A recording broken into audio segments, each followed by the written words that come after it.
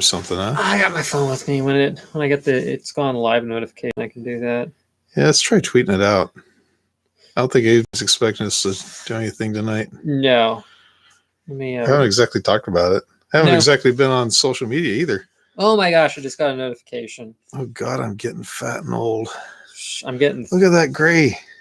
I look like I have goodness cancer or AIDS or something like that. I'm seriously. I've lost weight. Okay. You ain't got the AIDS, do you? No, but okay. I say I look like it because I keep losing weight. That's the problem. Oh, do we have any audio? Goodness. I don't know. Try clicking. Hello. Oh, maybe it's trying to pick it up to the. See, that's the thing. I had it set up. No, we got someone. I had it set up. Where's how do I set this up? Oh, burn it with fire. Where's it at? Come on. Where's my settings at? There's got to be some. Okay. Where do you see settings? Want me to try it real quick? Try what? Clicking on things until something happens. That's not going to do it.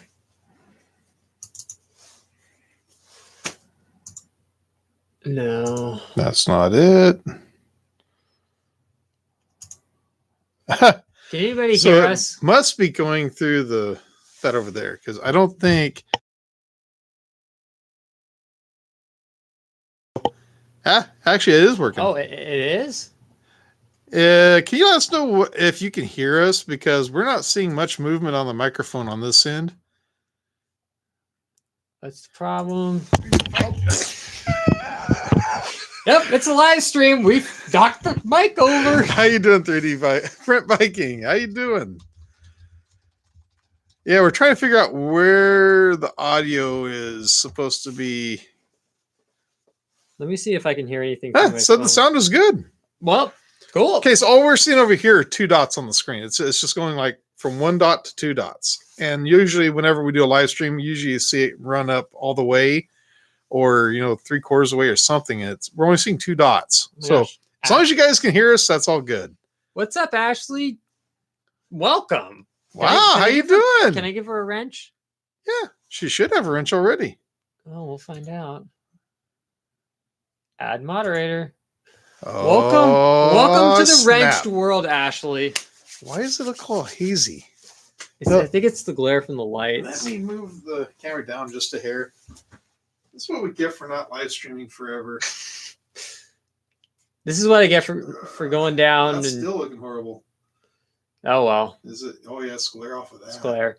Yes, you got a wrench, Ashley. You're welcome. You deserve it. If I ever live stream on my channel, you get a wrench there as well. Wow, that is pretty bad glare. That's pretty bad glare. Ooh, Ashley's asking about the giant glow-in-the-dark dragon. Yes, that is a dragon. You know what? Let me try something. Okay, you try something while I pull the dragon down. Go for it. Oh, the dragon! Why don't you kill the lights for a second and we'll see if it glows or not. Okay, you ready? Here's the dragon. Here, I'll make it glow. Oh, wrong one. It's the top one, I think. Yes. This is in glow-in-the-dark filament. It was done in spiralized vase mode. And we're going to charge it up here for a minute. Charge up some black light. Dunk. Okay. Yeah, and then kill it. Get it charged up. Okay, here we go. Kill it with fire. Yeah, you can see it. It glows. It just glows. doesn't show. It glows. It glows. Wait. Smile, Calvin. Nah, you can't really see it. Wait. Keep the light off. Let me see. Oh, here we go. Oh, that's it? Yeah. There you go. That looks pretty cool. So I just stuck my cell phone light underneath it. Here, I'll move it so you can see it better. Yeah, it is. It was done by good old TK. He is the man. You can find this on Thingiverse, right? Yeah. Yeah. Just a whole lot smaller. Yeah. You just have to size it up. You just have to size it up. But yeah, that thing would be... Where's a little bit better? That would be sick to take into Tinkercad and cut a hole in the bottom and put a light inside. I'll put it back. Hey, Paul, how you doing? Oh my goodness, we haven't been on here forever, Sorry, forever and a day. forever in a year. Well, technically, it's been a year because we haven't live. This is our first live stream in the new year. It is. It's our first live stream of the new year. It's our first live stream in like what, 6 months? At least. At least 6 months, probably. New job is good. I'm in a training program right now, and I actually came home tonight, and I got to go back tomorrow night. I'm literally here for like 24 hours. Then I got to go back to the training store, which is going to be about 102 miles north from here. But yeah, it's cool. Let's see here. I think it's kind of sad that I've been here Yeah, longer. I miss you too, Paul. I miss doing the live streams. We need to do them more often, and I'm hoping to be doing a lot more of them here pretty soon, especially now that YouTube actually has it where you can stream directly through them. Yeah. We're not having to go through the stupid third party. Yeah, that sucked. Congratulations for finally listening, YouTube. I will give you credit for that. 3D Print Viking passed 5,000 followers on Instagram today. Good job. Congratulations. You got me beat by a long shot. That is seriously cool stuff. Yeah. I gotta work early today because Chinese New Year. Woo! Oh, and for all my year of the rat. For all of my Chinese friends, both here in the States and abroad. Yep. Happy New Year. Happy New Year. Before we get any further, may there be lots of 3D printers in our future. Oh wait, never mind. There's a lot of printers up there. You just broke your phone. Yeah, I dropped it again. Rest in peace, phone. Any new 3D printers? No. I have not had any new 3D printers come this way. I do have one that we still have to unbox. It's the, what's that thing called? The Mars, I think. Yeah, the Mars. I actually have one over there, courtesy of 3D Printing Professor. We were going to do this collaboration thing, and everything kind of got, I don't know, mixed up and everything. But I hope to get, when I get through my training in about 3 weeks, I'll come back, hopefully get that thing unboxed and start doing some printing with that. I do have the resin for it now, so should be good to go on that. The nastiness in a bottle. Yeah. Oh man. I mean, don't get me wrong. I love what resin printing can do, but I finally got around to taking my Moai out of Scott's place and brought it down to my parents' place. And it's an amazing machine, but resin printing in general, I feel like a lot of people don't realize how messy it is and how expensive it is just for all the gloves and the alcohol and the curing equipment and all the work that goes into it. I mean, it's a very nice process, but I don't know. Yeah. For most of what I'm doing, I can get away with my Hicktop using it, and I don't have to worry about spilling resin or spending $90 a liter on resin and then burning through it really fast. And oops, I dropped a print and it shattered. And these guys got to remember, I'm doing a lot of very hollow, very open prints for my train parts. And if I drop that thing, it literally just shatters. Now I know that there's other resins I can use, but it's like, I love the machine, but I just do not have the time and the space for it right now, which is a bummer. Paul just got a new 3D printer. You got the Easy Thread X1 Mini 3D. Wow, I haven't heard of that one yet. That's cool. How's the print quality on it? Is it pretty good? Let's see. Ashley's saying she would love to see a video of your printer family. Yeah. You talking my crappy little family or Jimmy's like gigantic extended family? Yeah, I need to dust over here. I haven't been out here in like a while. Wow. Jeez, Calvin. What great condition you take of your printer. You don't even clean it before you do a live stream. Oh, wow. That was your laptop. Your laptop was nasty, man. Hey, Greg, how you doing? Oh, my gosh. We got Greg in here. Did I ever tell you that Greg's great? No. Greg's great. He sounds like a great guy. How are you doing? How's the recovery coming? That's the big thing. Yeah. I've seen a couple of updates on Twitter, and it sounds like it's sounds like everything's going good. Yeah, that's... So here's hoping and praying that it keeps going the way it's going. Yeah. Eye surgery is no joke. Oh, it's spooky. It's definitely spooky. You know, you hear people talk about having heart surgery, having all these different surgeries, but there's nobody screams around as much as when you start talking about eyes. That's just like, just a thought. I'm glad it's going well. I'm sure hoping everything goes perfect. Now, hopefully they can get around to taking care of your other eye, and we'll have it where we can take and bombard you with our ugly faces every so often. Yeah, nobody likes so much my. Then again, you might be like, this isn't worth it. Greg's like, Calvin's ugly mug No. is turning into my skull. Jimmy, no, I don't want to see that no more. Oh, should I tell everybody the big news about my channel? Yes, tell them about your channel. I finally, it was last year, and I didn't make a big old song and dance out of it, but I finally got remonetized on YouTube. Congratulations. Thank you. And yeah, I'm not raking in the YouTube bucks big time, but at least it's nice to know that they're actually pushing my content so it gets out there a little more, which is nice. Yeah.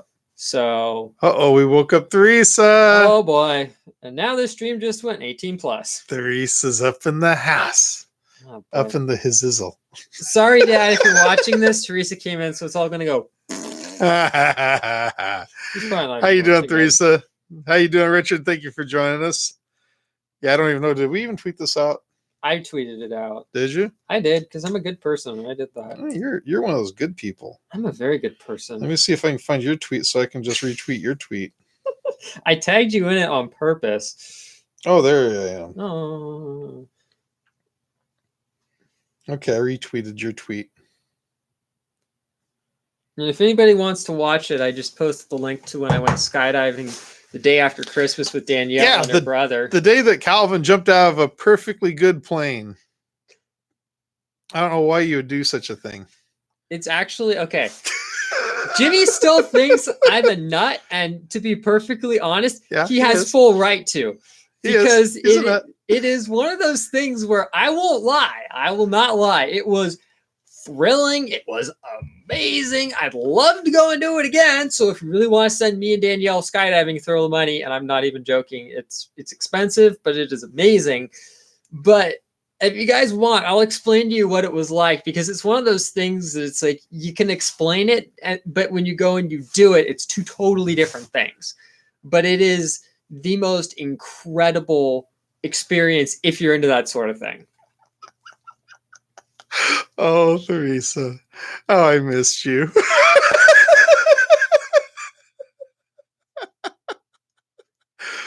Oh, she says, I grabbed some pussy last night. Oh, all right. She has 2 feral kittens. Yeah. I knew it. I knew it. Yeah, Greg. Let me explain what it is like so you guys can understand why we spent over $200 a piece with a half off coupon, mind you, and a couple of discounts to go and do it. Okay, now here's the part that I don't understand. Would you want to trust your life to a Groupon? Well, let's put it this way. Let's put it this way, though. Half off should give you all the... That's one of those things where it's like, I don't mind asking for a discount here and there, but when it comes to something that's going to be like, I don't know, skydiving, where you're jumping out of a plane and you're depending on a parachute to keep you from plunging to your death, do they pack it with both the regular chute and the backup chute, or do they say, yeah, you know what, we can just cut down some of the weight with one chute? Well, on the flip side, let's just say with skydiving, if you're bad at it, you're not going to last in the business very long. That's like saying, hi, doctor, do you take Groupon? Yeah, I really want to get that triple bypass surgery. Can I get half off of that? Oh, yeah, you can use the pig arteries. I'm fine with that.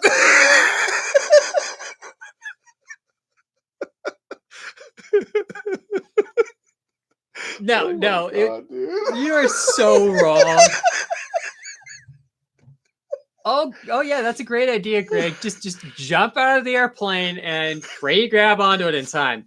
Smart move, buddy. I Smart like move. the way he was telling me. He says, so they go and they have this field that's all plowed up so that way it pads the fall. And I'm like, what? It's not going to protect you. Terminal velocity is what, 110, 120 miles per hour? You bounce a couple of times according to Alex. Plowed or not plowed, you're not going to live through it. Okay, so enough of him telling falsities here. So here's how you do realize we had to fill out what would have effectively have been like a phone book size waiver before we did the stupid Well, I thing. filled out waivers before. Back when we went down sandblasting out the prison down here, Oh yeah. I actually had to sign a waiver saying I recognize that the state of California and feds or whatever is do not recognize what do they call them, hostages in a situation where an inmate may take control of you or your vehicle or whatever. And pretty much saying, yeah, you can go ahead and shoot me. So yeah, I know how those waivers go. Yeah. This was, but no. In all honesty, though, it was amazing. It was the way it worked was because the aircraft could only hold 2 pairs of jumpers at a. You give them the coupon, they skip orientation. Oh, I can't wait till the video on Danielle's channel comes out about what it was really like. Oh God, This is gonna be was it that bad? Yeah, they just threw you out of the airplane and said, "I'm just kidding." I thought you were attached to the crotch.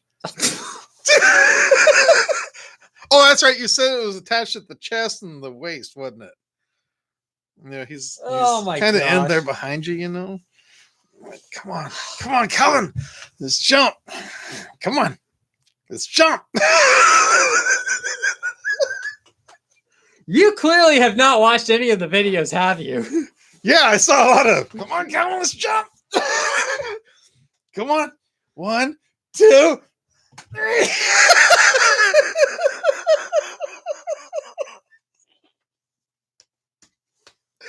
Oh, yes, Ashley. Ever since Teresa came in here, it's all gone to crap.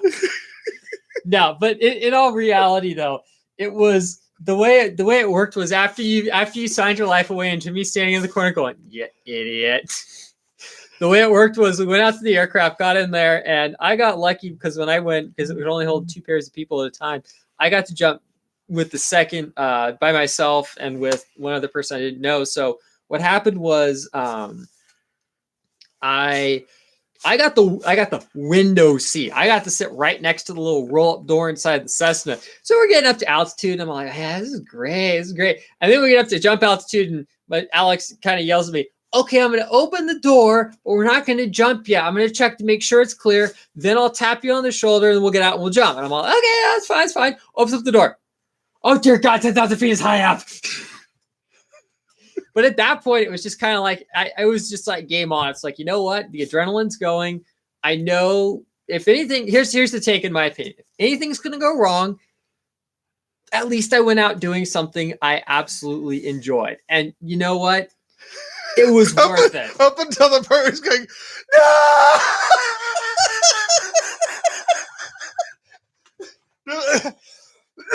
Doing something you're enjoying right up to the moment until you weren't enjoying it. It's not like you can exactly say, I'm done, get me off this ride. No, but I told myself though. All there is at that point is releasing the harness. No, I told myself though, it's like, if anything, even if I close my eyes during the Is that a flashlight in your pocket? No, I had to make sure I emptied all of my pockets so I didn't have anything flying out, like my keys, my wallet, my phone, my change, my money. Yeah, no. But I told myself, even if I had to close my eyes during the initial free fall, I was going to go ahead and do the thing.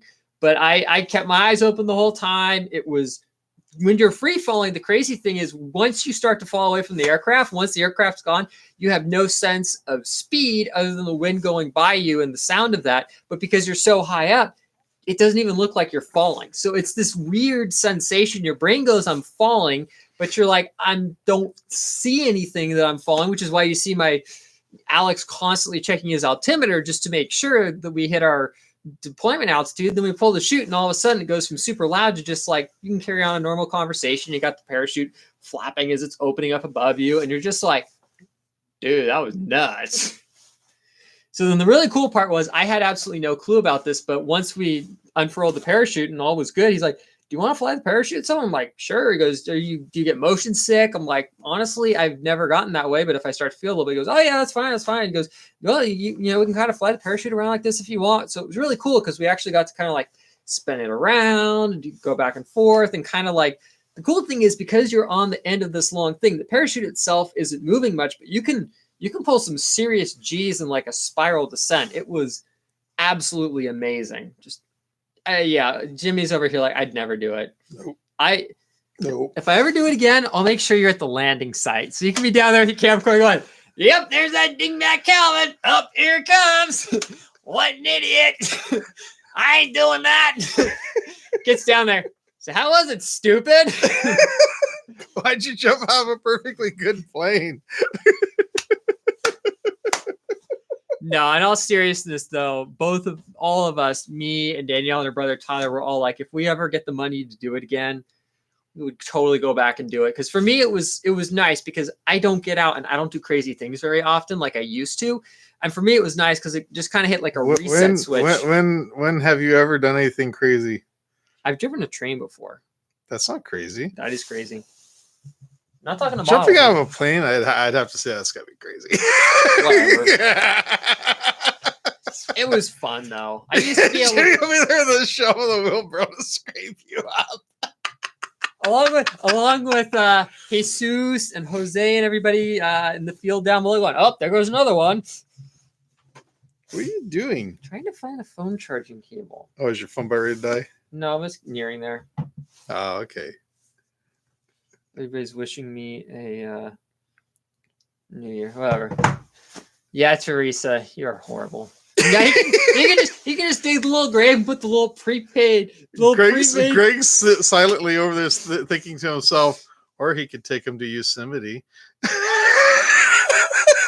Don't even want to know. Don't even want to know. He hasn't posted anything about that lately. About what? Well, the time when he accused me of taking somebody to Yosemite. All right. Take care, Greg. Thank you for joining. It's been a hoot. It's been really glad to see you in here. And Greg, in all honesty, if you have any skydiving questions, feel free to ask. I'm more than happy to answer them without Jimmy here interjecting his Jimminess. It would be funny unless we I know about that. I know. No, in all seriousness, though, I know. Like I was telling Jimmy, I'm like, skydiving is one of those things where it's like you either want to do it or you want absolutely nothing to do with it. And for me, it's something I'd always wanted to do ever since I'd seen military jumpers, smoke jumpers. I'm just like, you know what? At some point in my life, I really want to do this to say I tried it, and I'm definitely glad I did it. Someday I want to be a jumper. Oh gosh. 3D Print Viking, take care, my friend. Thank you for joining. I agree with you, Paul. I never would either. Hey, to each their own. I'm going to put it that way.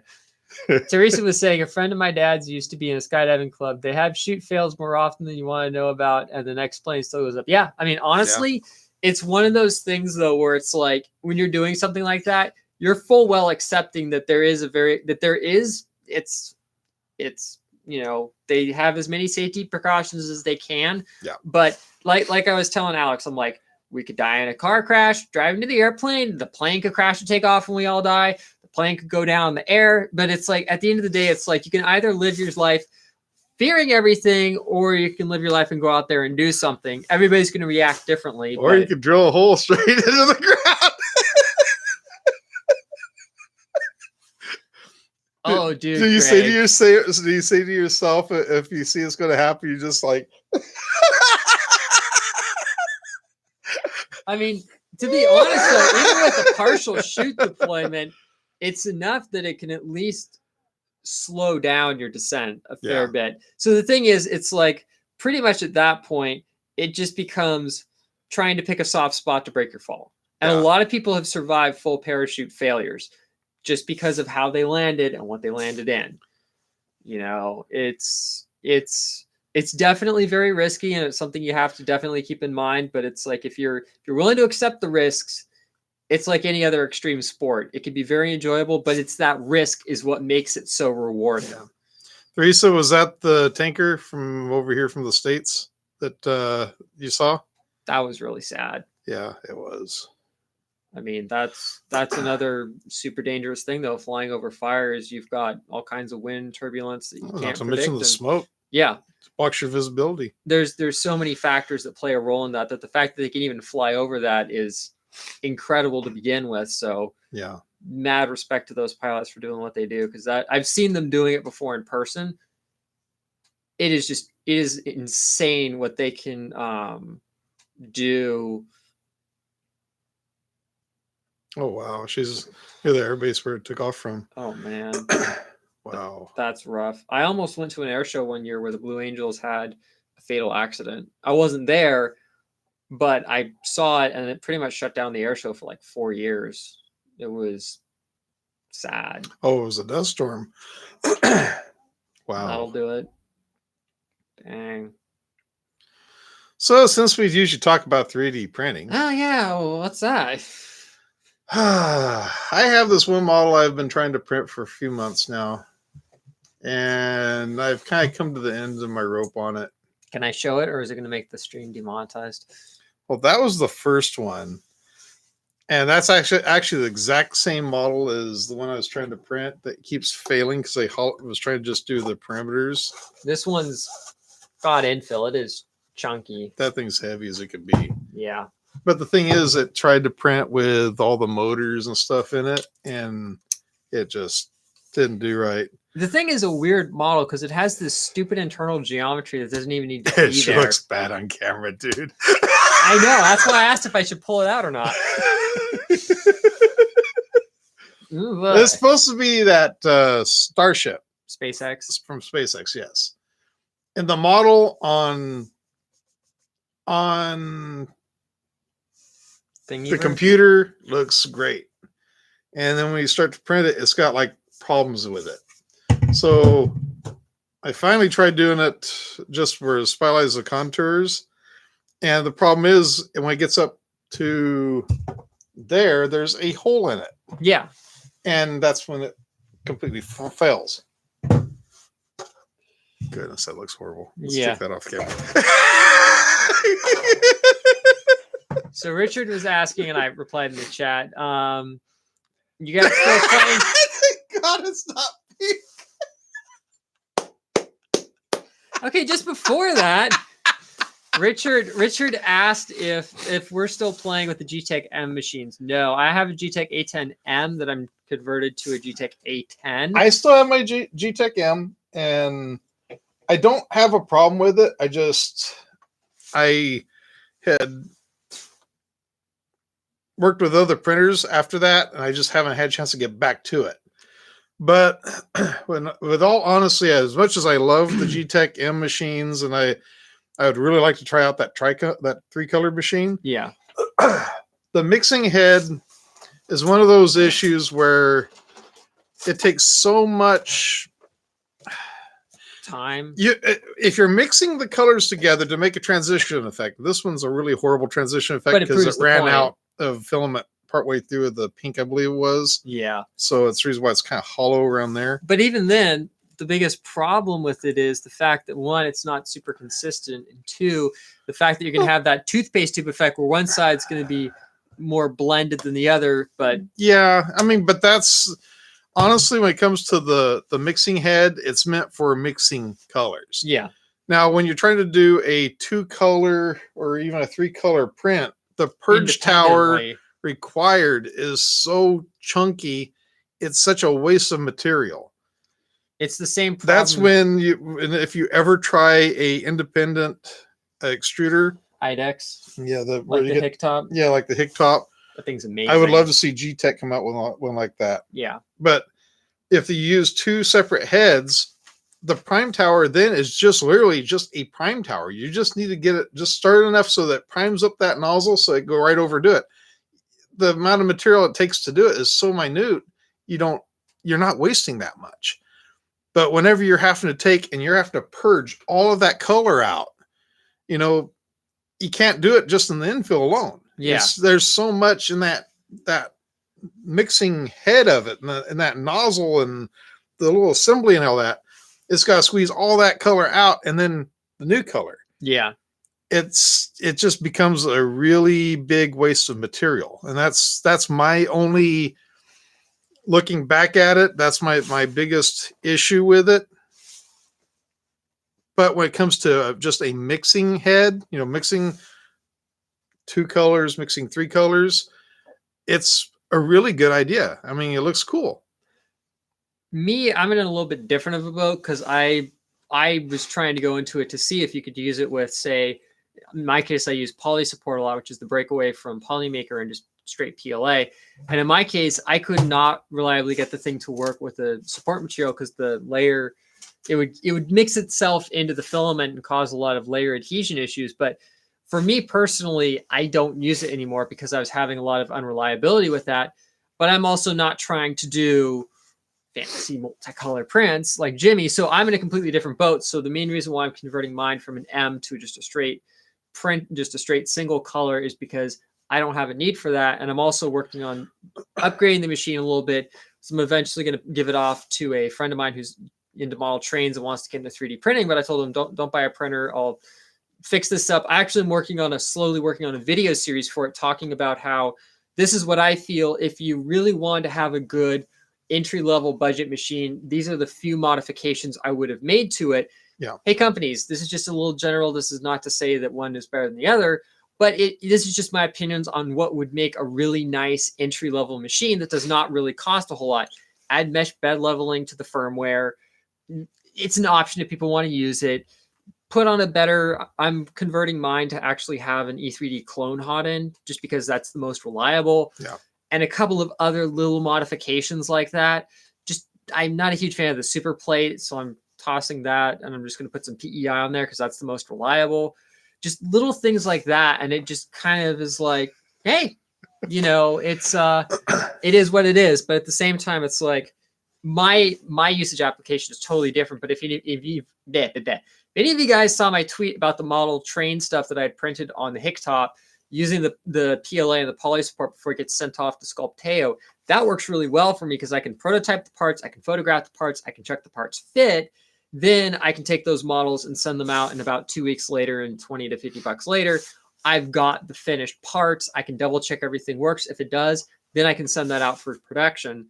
But that's a totally different story working with the independent heads, which personally I think that's the way printers are going to go in the near future. Yeah. Because it's the best. You look at like the stackers with like up to 4 heads, or even the Hicktop with the 2 heads. If you were clever, I'd love to see somebody come up with like an MMU setup for multicolor prints. So you just pull out one color and then one color, and then you send in the other colors, so you can kind of switch colors as it goes up. But then you're talking about purge blocks again.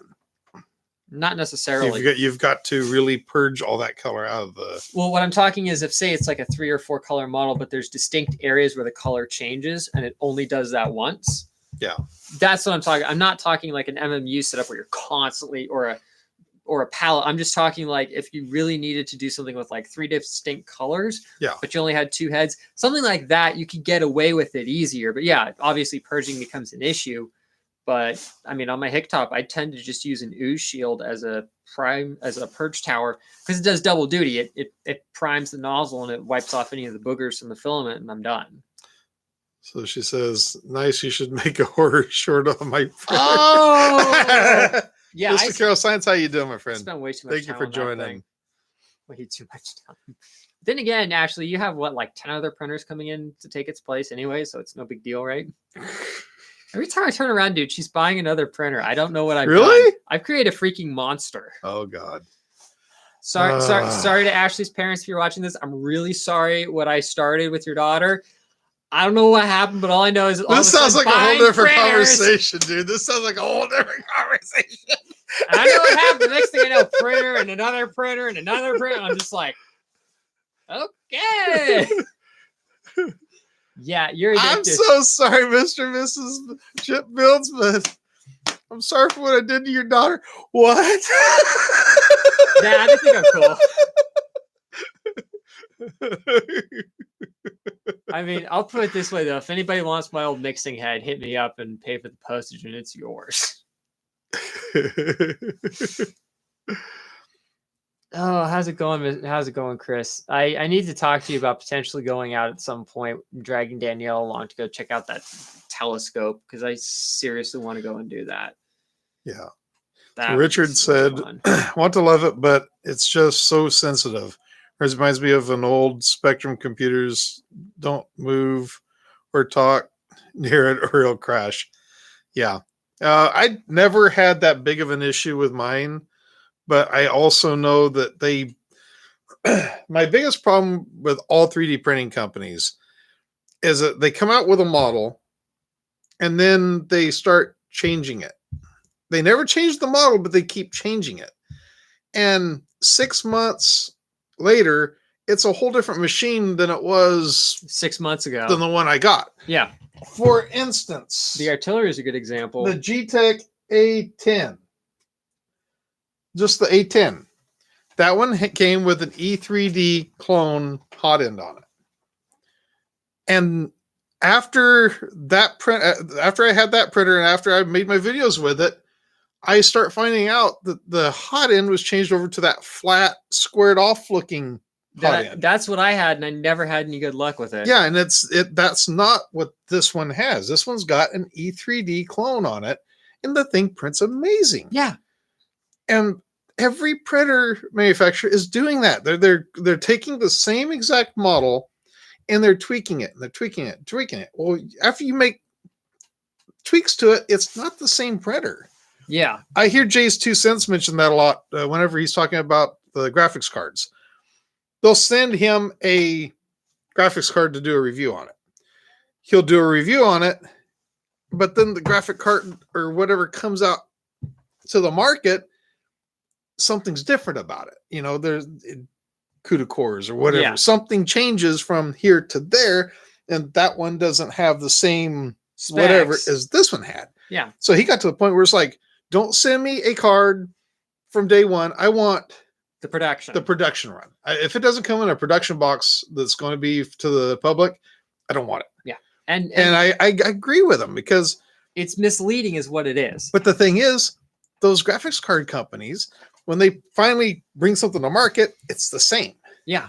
They don't, let's tweak this, let's tweak that. They might change the software, but Yeah, that's, that's a but different the thing story. is, you can always do a software upgrade to, Yeah, you can previous revert back models. to the older version. but they don't tweak the hardware. Yeah. You know, the hardware is pretty much set in stone. This is what it's going to be. This is what it's going to be. But the 3D printing manufacturers are saying, okay, well, let's go ahead and improve this. Improve meaning let's change manufacturers. Let's change different things about it. The cost of it. Let's change this. Let's change that. See if we can make that a little bit cheaper. Let's see if we can save a little bit of money here. Put a cheaper fan on there. And once you do that, you've changed the product from what it was. Yeah. So the very first ones came out, rock solid, great printer.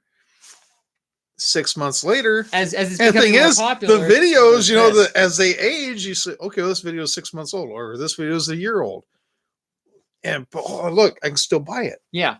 And you buy it, it's not the same product as it was when it first came out. And then you get people in the comments complaining that it's not the same thing. And it's like, that's the reason why. It's like, I will say in a video, as of the time of filming, this is the way it is, to make it very clear that yes, things change for better or for worse. But as Teresa said, I swear Angus often throws a fit about these exact thing. And it's true. He's right. It almost feels, and I'm not saying that some of the changes that are made to machines are necessarily for the worse. But the thing is, when I say it can be a bit misleading and a bit frustrating as a reviewer, it's people are taking your word at face value for what you received. Yeah. So you could almost argue it's cherry picking. You don't intentionally tell the company, give me the pre-production machine that's got all the bells and whistles that are never going to make it into production. But you have to trust what you're being sent is what's going to go out there. You're taking it in good faith. And when they decide to make changes that they don't make public, it puts you into a tight spot because you're like, well, this is not what I received. So what do I do? You know how I learned about the hot end? How? On the G-Tech? So I have this printer. Mm-hmm. So Josh buys the same printer. He buys just the A10. Mm-hmm. I told him, I said, it's a great printer. I swear by it. You know, you buy the thing, it's going to be perfect. That's what I told Ashley as well. He bought it, and then he started having little problems with it. And I'm like, why are you having problems with it? I went over there and I took a really close look at it. I'm like, this isn't an E3D clone. This is proprietary right here. What in the world? And so I'm all checking it out, and I'm like, okay, well, this is different. That is different. I think they'd even changed out where they used one bearing on the wheels instead of two bearings on the wheels. Yeah. Then I'm looking at it, I'm like, this is not the same machine as the one I had 6 months earlier. And the funny thing is, I saw Chuck's most recent video, and it actually sounds like they're moving it back to having all the old stuff it used to have. Yeah, it was a rock solid machine. Yeah.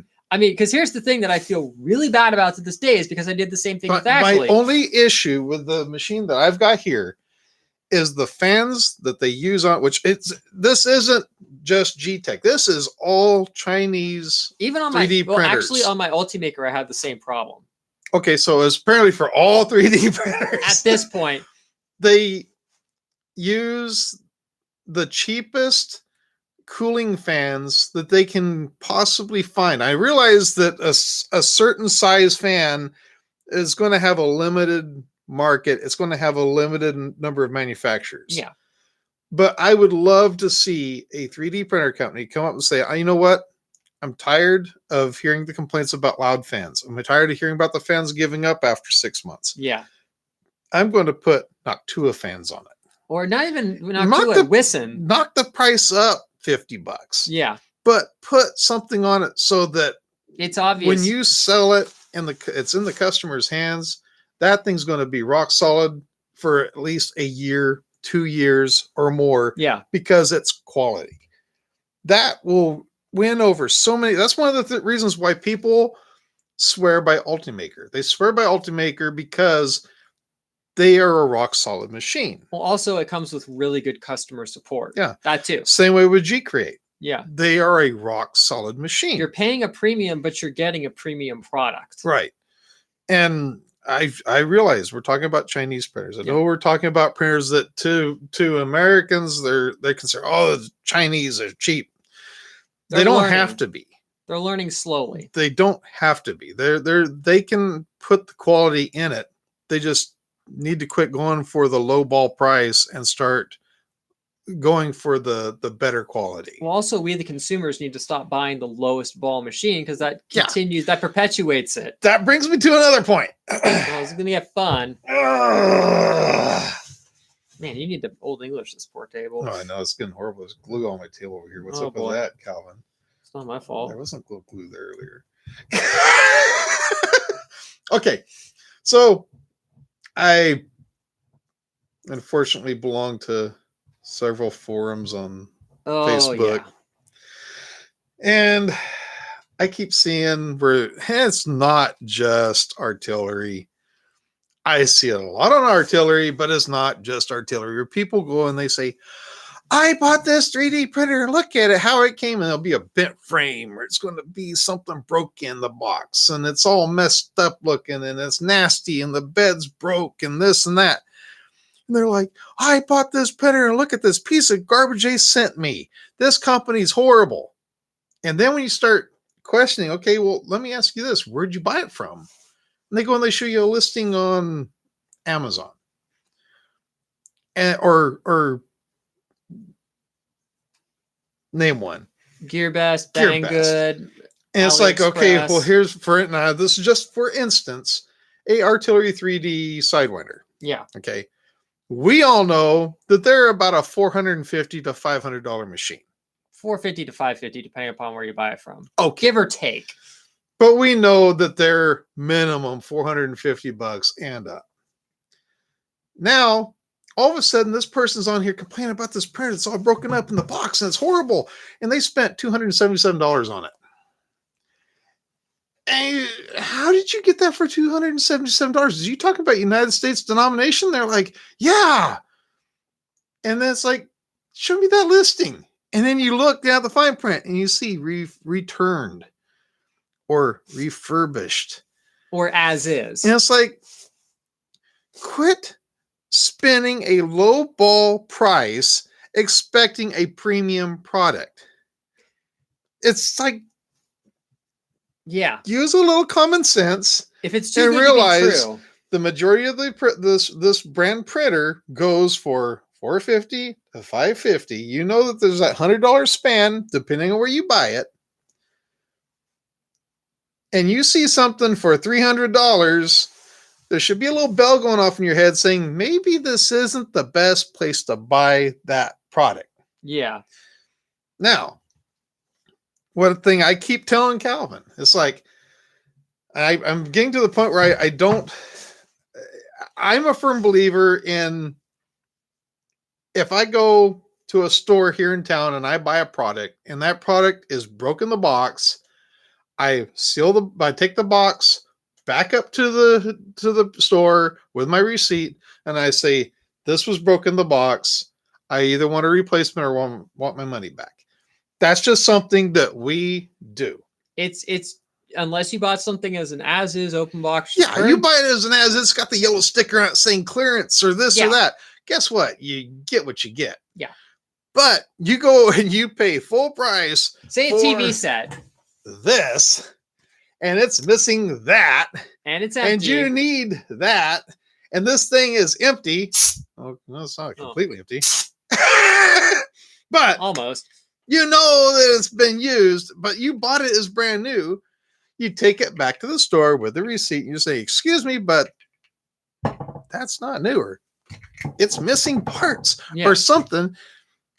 Okay. You return it. Okay? You exchange it. You get a different one. For some reason in 3D printing, this like gets thrown out the window. So that's the reason why I always tell people anymore. Buy from the manufacturer, buy from the website that they tell you this is our product. We would like rather you buy it from this website because we only sell it through them. We don't sell it directly. Or buy it on Amazon. As long as the company has a return policy, preferably one that has where they pay for the shipping, because you're paying for the shipping a lot of times. Now, if it's free shipping and they offer free shipping back, great. Yeah. But quit buying stuff from discount sites that have no return policy and buy the thing and you get a piece of garbage and you've got no recourse. It's like quit promoting those sites. And then the problem is the people start. I mean, there's been numerous times where the artillery reps, I'm just using artillery as an example because this is where I see it happening all the time because of the price point of the machine. People will get in there and they'll be like, artillery sells a piece of garbage machine. And I'm like, you didn't buy it directly. And even artillery reps will be like, I'm really sorry to hear about that. Please let us know the listing so we can warn people not to use it. But they're like, you didn't buy it from an authorized reseller. We're really sorry to hear that. But there's not much we can do about it. Yeah. And then they get all pissed off. And I'm like, look, you did not buy it from the authorized reseller. You took that gamble. I mean, now one thing I will say is between the two of us, we're capable of taking a machine that's crappy and either piecing it out for parts or getting it running or something like that. But even then, there comes a point where you just say to yourself, when is it worth it? But the thing is, if you have experience with a 3D printer and you finally get to that mindset of, okay, all 3D printers are pretty much the same. They use pretty much the same parts. Yeah, the stepper motors might be a little bit different from this one to that one. You have to make sure they'd have the same steps per whatever, blah, blah, blah. You know this, you can pretty much get in there, you can tweak around with it, make it work. Yeah. But if you're brand new to 3D printing and you know jack squat about anything, Oh, that goes on to another topic. if you know nothing about it, it's like somebody hands you a rocket engine, say, here, Calvin, here's your rocket engine. You think you could operate it? No. Okay. You'd be like a caveman going, whoa, rocket, good. Rocket, good. Or it's it's like, okay, you don't know anything about it. Don't try fixing something you know nothing about. That's one of those things where it's like, just buy the one that you know is supposed to work. Yeah. If it comes with a damaged box, don't accept it. Send it back. If it comes and it's broken in the box, take photos and send it back. If you assemble it and it doesn't work and you go through the troubleshooting steps and it doesn't work, and somebody finally tells you it doesn't work, don't tear it apart trying to find a new motherboard for it. Don't tear it apart to replace the power supply. Put it back in the box and sit it back. Don't name it. Don't kiss it. It's a piece of machinery. Put it back in the box and set it back. It's not a kid. It's not a dog. It's not a puppy. It's not a cat. You don't have to keep it. I mean, now that gets to a whole nother topic that I will pet you, Oh. love you, and call you George. No. Well, it gets to a whole nother topic that we constantly see of people God. asking. Sorry for the rat. It's just. Oh no, Yeah. we're gonna get on to another one really fast. The biggest problem that we see beyond I bought a piece of crap broken machine and I don't want to admit it is I just bought a printer. Now, which 10 bazillion upgrades that I don't need to do I need to use this on this machine? Please, for the love of God, you bought a printer. Congratulations. Now, plug it in And use and it. use it. Learn it. See if it prints good. Adjust it. Tweak the settings in Cura or whatever your slicer is. Print something. Print a lot with it. Print a lot with it. Don't learn do just it. benchies and test prints. Watch YouTube videos, please. Watch the ads. I'd appreciate it. Yeah. It's like, do your research, learn your product, print with it, enjoy it. Then, once you're familiar with your product, once you know it works, and you've got a baseline of, okay, I know this thing works. I've got it working pretty good. Okay. Now you want to change something on it. At least you know the way it's supposed to print and it was printing. The worst thing you can do is buy a brand new printer, take it out of the box, go onto a forum and be told, oh, you've got to change the E-steps on it. Now, granted, there are some printers where they say you need to change the E-steps on it, and sometimes you have to. But even then. But for the most part, it should print out of the box. Now, if it doesn't, contact the manufacturer, go through the troubleshooting steps, make sure the thing prints. Then you can start doing little upgrades to it. You want to change out to a different kind of a bed. Knock yourself out. You want to change out to a different nozzle. That knock yourself out. You want to change the Capricorn tubing instead of the PTF tubing. Go for it. But at least you know the printer worked before you did it. Yeah. Because if you do all these different things to it before you ever print with it, you never know if the thing worked in the first place. And I'm not saying that certain upgrades and certain add-ons out there don't genuinely do what they're supposed to do. But the biggest problem I see is nobody wants to listen to, if you tune your profile, you can fix 90% of the problems you're having. Yeah. If you tighten your belts and you lubricate things and you make sure nothing's binding, you can fix 90% of the problems you're having. Yeah. Nobody wants to hear that because they don't want to do all the work on that, but they'd much rather just get in there and print a bunch of dingling stuff. People, for the most part, do not believe something is simple. No. They think it's complicated. And rather than go for the simple, you go to a mechanic shop. You take your car there. First thing you're going to look at is what's the most simple thing first. What's the, they're going to look for the simple things. What can it be? They're not going to take it immediately and say, okay, you need a new starter. If they do, you went to the wrong shop. Maybe they should check the fuses first. Maybe they should check maybe the battery or the jumper cable or the cable's going to the battery. Maybe the battery cable ends. You never know. Maybe the battery died. Maybe even check the little nut or bolt down there on the starter, make sure it's tight, Yeah. There's different things it could be, but you don't just go straight to the starter unless you test it. Yeah. And the thing is, it's the same with 3D printing. You've got bad print quality. First off, check your belts. Second off, check your rods, make sure they're straight. Make sure the little couplers are not like glued together or something. Make sure they're flexing right.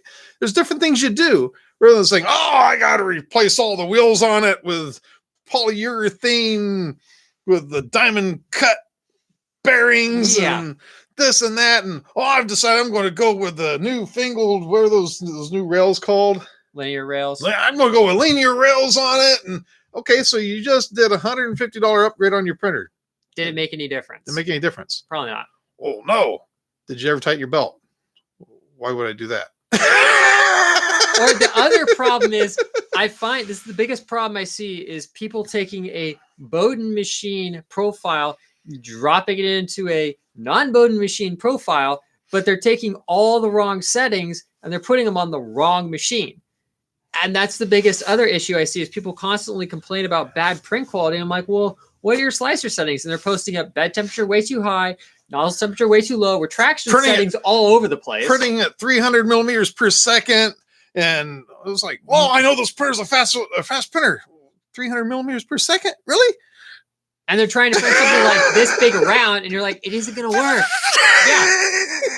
And they're wondering why their extruder motors why does it keep clicking? I mean, honestly, though, I need to work on a video where I talk about why my slicer settings are a good benchmark and just explain in basic generic terms what they do. And I know that, I can't say how many times I've had people ask me, what's my profile? And I'm like, I'm not giving you my profile. Well, why'd you give me my profile? Because what works for me is not going to work for you. I will give you my benchmark settings, but you need to go in there and you need to put them into your own profile because you need to learn how to do that. Because just downloading random profiles is not going to fix the problem. Oh, and I love the thing about filament. Oh, yeah. I love the thing about filament. People will say, this printer's a piece of garbage. It just clicks all the time and it keeps jamming and it's this and it's that. And it's like, okay, what filament are you using? It doesn't matter what filament I'm using. I almost sound like the Rock there for a minute. It doesn't matter what the filament is. Yes. No, never mind. I mean, it's like they'll buy the cheapest filament they can find on Amazon or whatever website they can find, Wish or GearBest or Banggood or don't even want to know. Bangkok or whatever the website is. They buy the $5 roll of filament and they expect the accuracy to be uniform throughout. And if they really start testing it, they'll learn, okay, well, it's 180 millimeters, 1.8 millimeters here, and it's 1.4 millimeters there. When it's supposed to be 1.75 or plus or minus 0.05 or whatever. Yeah, or it goes up to 2 millimeters, or it's got a giant blob in it. Or yeah. And it's like, first, start with a quality filament. I actually just said it. Don't buy the cheapest. Don't buy the cheapest. Buy Hatchbox, buy Matter Hackers, buy AMZ 3D, buy eSun. eSun. If you really want to go high quality, Protopasta or ColorFab, those two are going to cost you a pretty penny, but they're amazing. You don't have to spend $60 a roll. No. You can spend as little as $15 a roll. You can spend $20 a roll, $25 a roll. But buy a decent quality filament especially for your first timers. And then when you want to experiment, you can reach out and I wonder what that $5 filament's like. Oh, it keeps jamming. Well, don't just blame the printer. It's more likely the quality of the filament. Yeah. Another thing too, every filament has a different sweet spot when it comes to temperature. It's not the same temperature for every filament. It's not the same temperature for the same brand in different colors. I mean, a good Black filament will be a different temperature than blue filament. And white, I mean, black and white filament are polar opposites. White takes a lot more heat because it has the titanium dioxide, which doesn't transmit heat as well. Black has the carbon black, which acts like an insulator. But between the two of them, you have to do it a lot. I mean, you have to change your temperatures. You can't just put the setting in your. It's not like a sneaking rotisserie oven like they sell on TV, and you go and you set it and forget it. It's like you have to tweak it, and that's all forgotten. It's like, well, just send me your profile. No, it's not going to help you. I mean, for example, ColorFab stuff from my memory would print about 190 to 200 ish. It prints a little lower because of the blend of it, but then Protopasta on the other hand like to print like 220 up to 230 depending upon what I was doing. But that doesn't mean that either one is bad. It just means that different filaments, because the Protopasta is designed to handle higher temperatures, it needs more heat to get it flowing. The Protopasta stuff was designed to be nice and smooth flowing because of the I think it was the PLA, PHA, which is like another derivative of PLA that made it flow nicer and made it softer. That doesn't mean that one is better than the other. It just means each filament liked its own thing. Or it's like with the Protopasta, I'd have to turn the metal filaments down in temperature because the metal would conduct the heat. The filled stuff, I'd have to crank the temperature up because that might act a little bit like an insulator. But that doesn't mean that one's bad or one's good. Right. I mean, I don't know how many times I see people trying to print PETG at like 215 to 220. And I'm like, you got to crank it up to at least 235 to 245. You have to print it in that temperature range. I've even worked with PETGs that need to run 245 to 250 to print right. But the thing is, people are trying to print filaments, especially things like PETG and ABS and ASA and things that need higher print temperatures. At the same temperature. At the same temperature. And I'm just like, low bed temperatures. And I wonder, why didn't it stick? No. Here's the biggest problem I see with PLA is people crank the bed temperature up like to 70 or 80 degrees. Yeah. And then they try and run it at like 190 to 200, which is completely off. But then when they stick PETG in there, they try and do it practically on a cold bed at like 220. And I'm like, where are you pulling these numbers from? Like, what are you doing? From out of there. Pretty much. Did the microphone just cut out? No, really. I think seriously, people just do this with temperatures. Okay, I got my printing temps. There's my print temp. Okay. Oh, there's my printing speed. Print speed. Yeah. Another zero. There we go. They literally, I don't know what to say. They just literally smash the keyboard and they wonder why crap comes out. Well, that Jimmy Shaw's Tidbits, he printed a whole model in 30 seconds. Did you see that? That must be a higher print.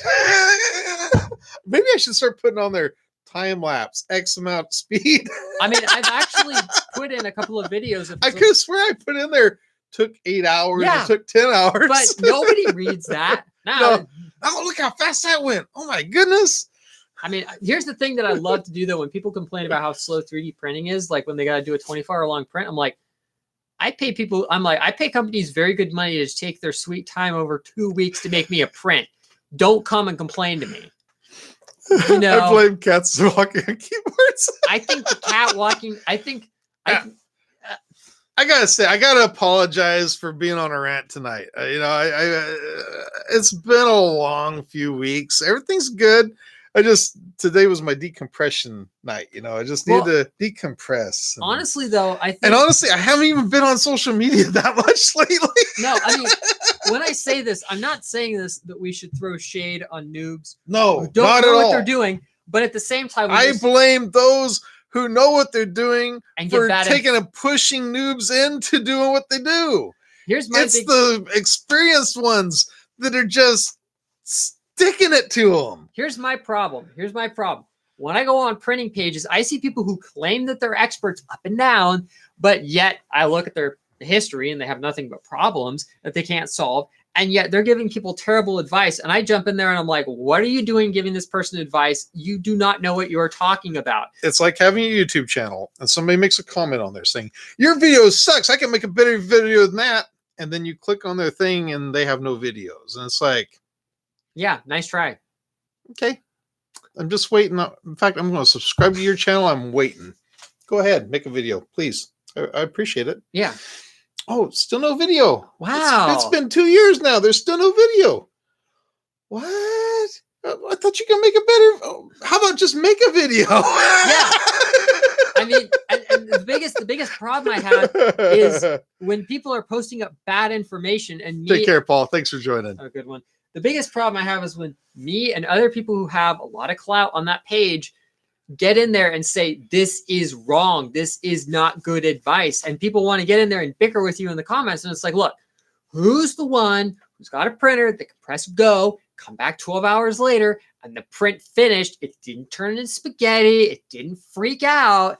I mean, the biggest thing that I see a lot is, I'm just using this as an example, is people think they need a silicone sock to stop thermal runaway errors because they're running their fans too hard on a print that probably doesn't need insane amounts of cooling. And I constantly say, as a rule of thumb, depending upon the print, I'll run about 50% fans as the nominal speed. And then for bridging, I'll bump it up to 100. But the problem is when you're printing a big flat area, when you're running 100% fans, it's going to blow the air back. And there's a rule of thumb, if it does not need 100% cooling, actually, I find that you can get a little better print quality by running less fans. So the hot end's not doing this. And yeah, whatever. Doesn't leveling the bed fix everything? Well, NLTMW, to an extent, yes, and to an extent, no. Because I see a lot of people leveling way too close to the bed. Okay. I'm going to give everybody a little piece of advice here. Feeler gauges. No, never wait, Mr. Carroll Science got it right. The BL Touch. That is the solution to everything. The solution to a bed that has to be re-leveled over and over and over again. Look at the springs.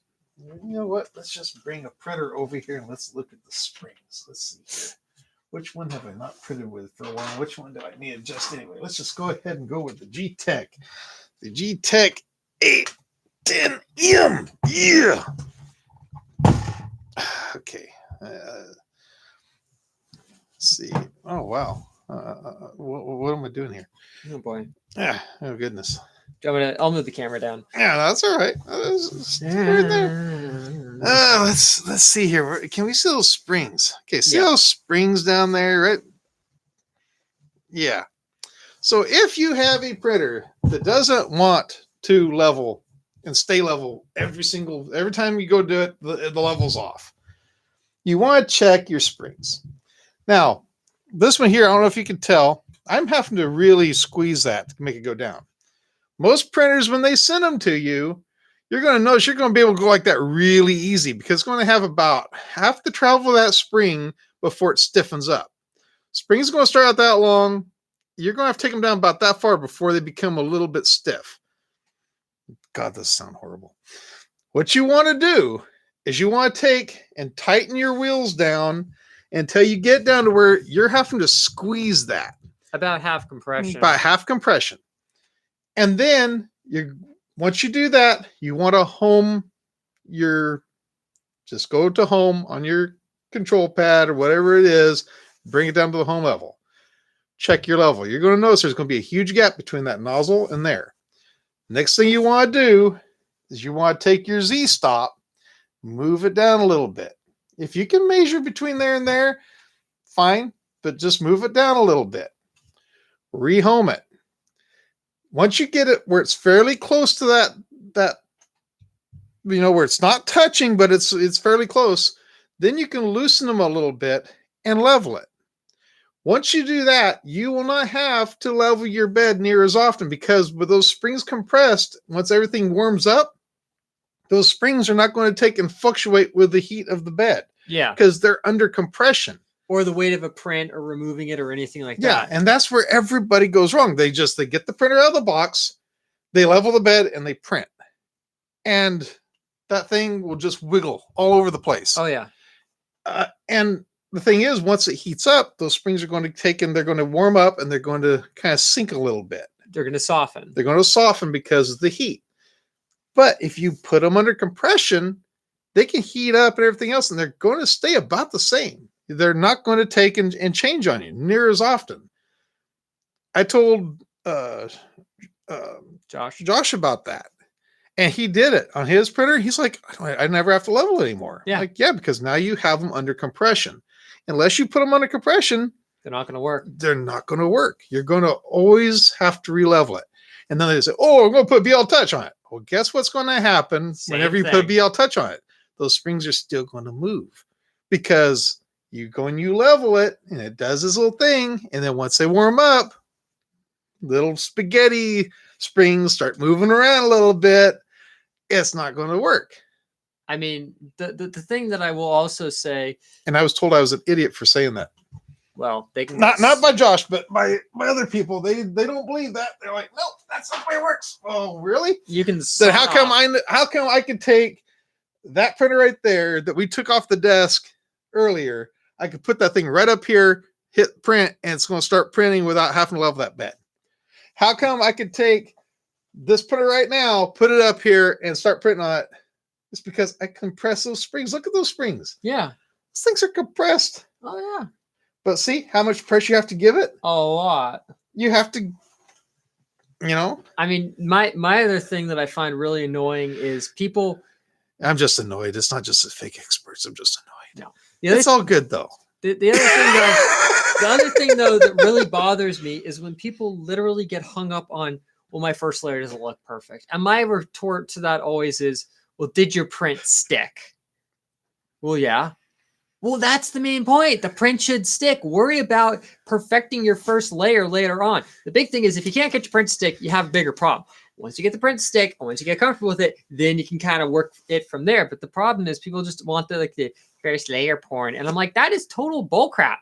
If it sticks, that's all that matters. Make it look pretty later. Learn to get the printer to work and then adjust it from there. Or everybody claiming, I got to work bad. And I'm like, well, you know what? It's called averaging.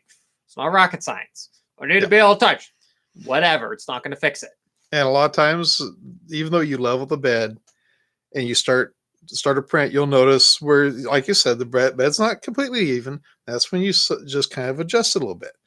Now, for your first layer, set it in your slicer to be at 0.3 millimeter height. Yeah. Okay. With a 0.4 millimeter nozzle, do it at 0.3 millimeter height and to bump up the extrusion to like 110, 115, 120%, whatever it takes, so that whenever you print that first amount, you notice that it's filling in that gap. That's for how you correct for a imperfect bed that's warped a little bit. Yeah. Just a little bit taller on the first layer, A little slower. a little bit slower, and a little bit more goop going down. Oh, yeah. And it'll fill up that gap. That first layer, once that first layer goes down, you're golden after that, because then it'll just go right back to your 100%.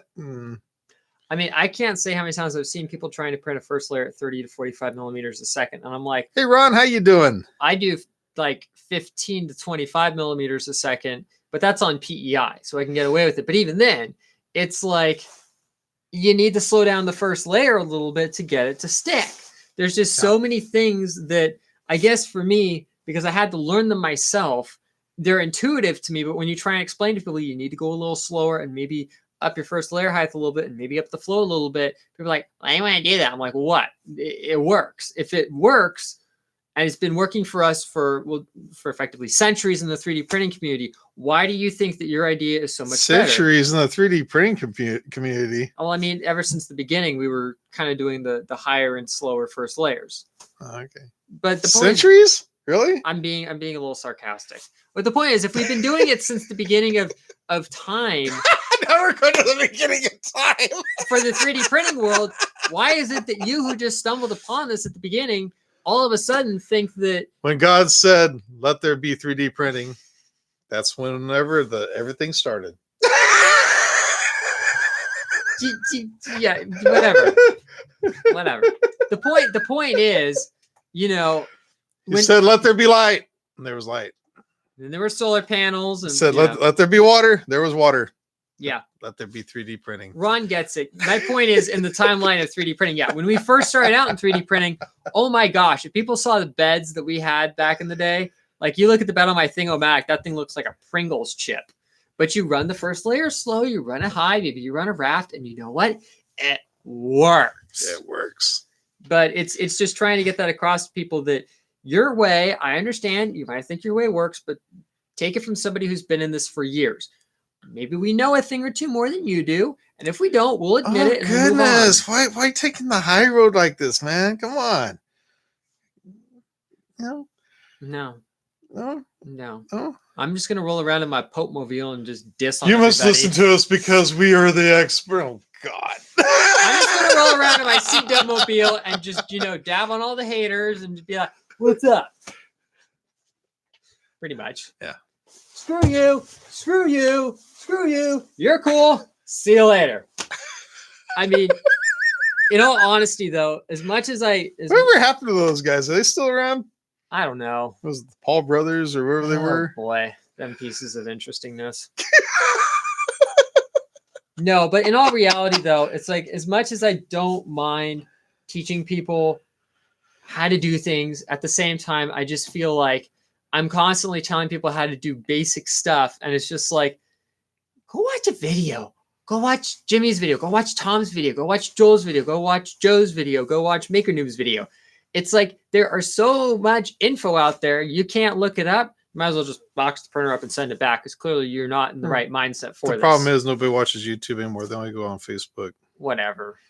But the point is, there's a wealth of information out there, but yet nobody wants to tap into it because they think they know everything. Yeah. And I hate to say it because I feel like all of these, this is not to say that companies that make videos, paid videos about how to learn new skills is a bad thing. But the problem is people think because they watched a video or two about how to be with Ron Howard on How I Made a Movie, I'm now Ron Howard and I'm going to now go out and make a great movie. And it's like, it doesn't work like that. It does not work like that. It's like that saying, it takes 10,000 hours to become an expert at something. I think I put in my, Robbie Jimmy's right. I don't watch YouTube anymore. Oh, wait. Elon, don't give me ideas for the next time I come down here. Don't give me ideas. I drive a Civic. Oh gosh, that just gave me a great idea for a video. Oh, no. You drive around no. with me sitting on the roof of my car out in front of the house, and we get a tripod or something, and I'm just sitting up there, just like sitting on the roof, like, hello, my people. I am C-Dub. I'm here to teach you the ways of the 3D printing. Do you care to listen or not? Like Ron said, well, some people pick teams and there's conflicting information out there. Sadly, that's true. And that's not to say you got the real core people saying you got to use a filler gauge. And then you got us ham and eggers that say, grab a piece of typing paper. Here's my take on that whole thing. Use whatever you're most comfortable with, but also don't be afraid to try something new. Yeah. I'm just going to leave it at that. I know some people. Sometimes you just got to dumb it down a little bit. Yeah. I know some people who know how to use a feeler gauge and they feel more comfortable with the feeler gauge. Cool. If you know how to properly use a feeler gauge and you're doing it where you're moving the feeler gauge, you have the bed, you have the nozzle, and you're then feeling with the feeler gauge and you're comfortable with it and you've used it for years, awesome. By all means, use it. But for the average person who does not know how to use a feeler gauge, use a piece of paper. I still use paper. Shoot, I even use my eyeball half the time. I'm not even kidding.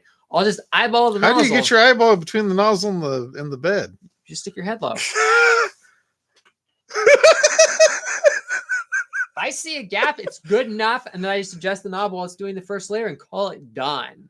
Wow, you can see that kind of a small gap. Yeah, but I've also done it so many times I can eyeball it. But the point is, there comes a point where it just becomes intuitive. It's like knowing what settings to use. It just becomes intuitive, but it takes years to get to that point. Oh, Ewan, where's my drill at? I wonder if the battery's still charged. We'll find out. No, it's time to charge the battery. Sorry, Elon. I haven't drilled anything for some time. Oh, boy. I need a printer manufacturer. Please send me another printer so I can drill it. You do know that I have the piece of crap down here that you're more than welcome to drill into. Oh, I still have the other one over there, too, that I've never messed with. Yeah, because I was talking about doing stuff with that thing. You're like, and then you got that thing you never worked on. Yeah. Oh, well. You know what? We've been on here for 1 hour and 18 minutes, and it's after 10 o'clock, and I need to go to bed. I'm getting pretty delirious here. I've been up since 5:30 this morning, and I've got to wash clothes, and I've got to be heading out tomorrow night at 5 or 6. I got to head out around 11 to 1 to head up to my place. Cool. New place. But yeah, no, it's been good to get out here and stream again. I'm not sure what my life will be like with the upcoming semester. It's all up in the air. So for thoughts and prayers, much appreciated about that, because for reasons I will not discuss here on camera, there's some other stuff that's weighing heavy on my mind going into this semester, family related. So definitely makes it a lot harder than most. But at the same time, it is what it is. So when that whole thing blows over, I'll talk about it more in the open. But at the moment, it's always a rough time when you're moving into a new place and you got school starting up and you don't know what's going to go down. But at least I got you, dude, and it's been awesome. I was here for you, man. I appreciate it. And I got an important test next week, and then 2 weeks later, I got another important test. So You could use some thoughts and prayers too. yeah, those are Both of biggies. us. Those are biggies. Both of us. We both have big things. But without going on. passing those, I more than likely would be on YouTube trying to make videos for a living. I'd be very poor. You'll be having the please donate money so I can buy rice and beans today stream. Oh goodness. No, it eventually though I do want to get back into streaming a little bit now that I am monetized. I will say though it is easier streaming down here because when I'm renting somewhere I can't really be that loud that late for obvious reasons. But it's like when I do get the time to come down here, I do want to try and allot some time to stream with you guys. Maybe we'll kind of go back to bumping between channels and just hanging out and that sort of thing. Yeah, that'd be good to do.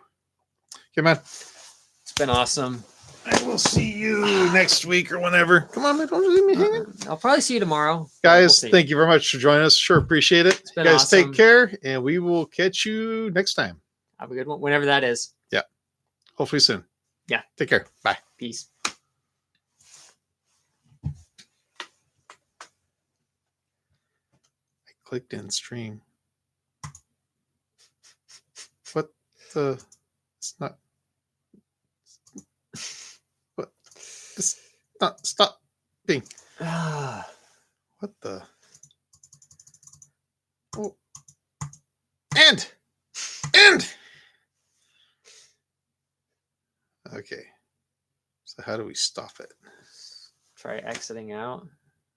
We exit out. I don't think it'll let us stop it. Somebody said Alt F4, but I don't know if that does anything. Try it. Oh. Nope. No. That's not doing it either. Oh, that's weird. We never tried stopping this thing before. Let's see here. It's like it froze. Yeah, it is. Okay, so let's try. Guys, take care. We'll figure this out eventually. Bye. This ain't let me close the window. It seriously must have frozen. Okay, let's try this. It's a computer. No, the computer froze. Should we just Control Alt Delete or just try Control Alt Delete. Task Manager?